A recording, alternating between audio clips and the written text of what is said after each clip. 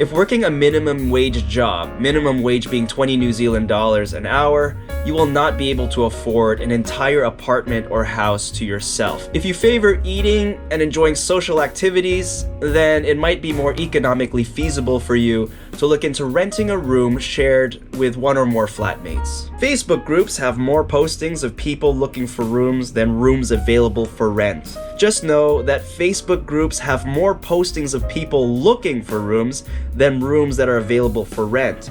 Advertised rooms will be heavily sought after with a lot of interest that you will have to compete with. My wife and I were very lucky to secure a work for accommodation position here in Queenstown. Securing a bed and roof over our head was far more valuable and sought after than finding a job. You have to ask yourself, how long do you plan on staying in Queenstown? If it's for 6 months or more and you value your privacy, which a hostel may not offer you, then begin the search to rent a room. Word of mouth is always best, so mention to everyone you know, fellow colleagues, hostel mates, people you just met at a Queenstown bar, that you're looking for a room and you just never know.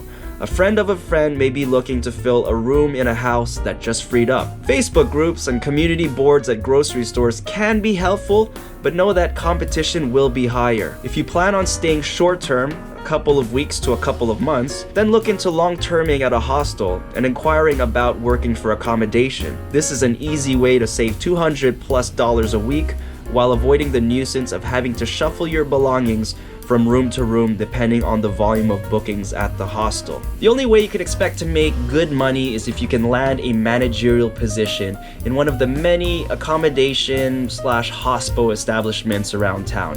Otherwise, expect to make minimum wage, which I said before is 20 New Zealand dollars per hour, or just above it. I'm a spoiled Canadian boy that was born and raised in Montreal, so I'm used to paying $299 for a season pass at Bromont that allows me to ski all day during the week and after 3 p.m. on weekends. In Queenstown, a one-day lift pass is $139, almost double what you would pay back in Quebec during peak season. Factoring in gear rental, snowboarding for the day would run me at least $209, and that even includes a 20% discount on my rental. And that doesn't even include transportation up the mountain. Mountains that have unsealed roads such as the Remarkables require you to bring chains for your tires, which cost an additional $35 to hire for the day.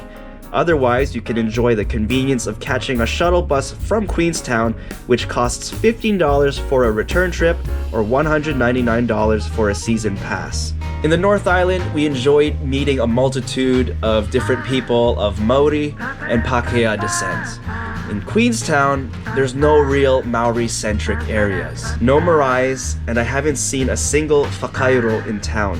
Just a chocolatey-looking sculpture of Queenstown's founder, William Rees. Compare this to the 10 months we spent up in Hamilton, a city ornate with beautiful whakairo and historic pa sites around the Waikato region.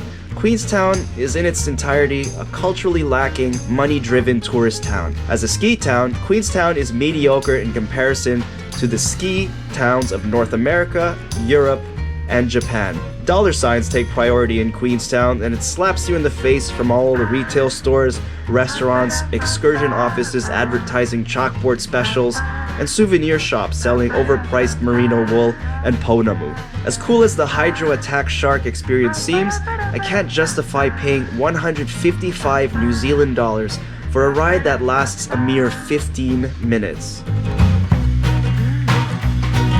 The average Kiwi won't relocate to Queenstown for a seasonal, minimum wage paying job, and Queenstown locals probably have enough money that they don't need to work those jobs. The result is an entire commerce-driven tourist town with a tremendous demand for work, ripe for the picking for any backpacker that's willing to take those jobs. Employers such as Night and Day, Domino's, and Sky City Casino have been known to advertise sponsored work visas to retain employees for at least 6 months. Due to the large number of competing drinking establishments within close proximity, Each bar advertises happy hour and late happy hour specials on beer, wine, and spirits, with pints going as low as $4 and big bots for $6. It doesn't stop at drinks, as we've even gotten free pizza at both Cowboys and the London. Whatever it takes to get tourists off the streets and in the bar sucking back on Grandpa's old cough medicine. If months of traveling solo around New Zealand has gotten you feeling a little homesick,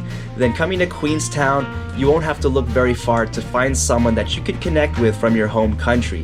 Whether you're American, Canadian, English, South American. Queenstown Central is a small town where you find yourself frequently running into friends and familiar faces. Whether it's the Viking-looking bartender from Zephyr or a chef de partie at the restaurant that you work at, you will recognize people all the time walking around town. And it makes living here all the more pleasant and homey feeling.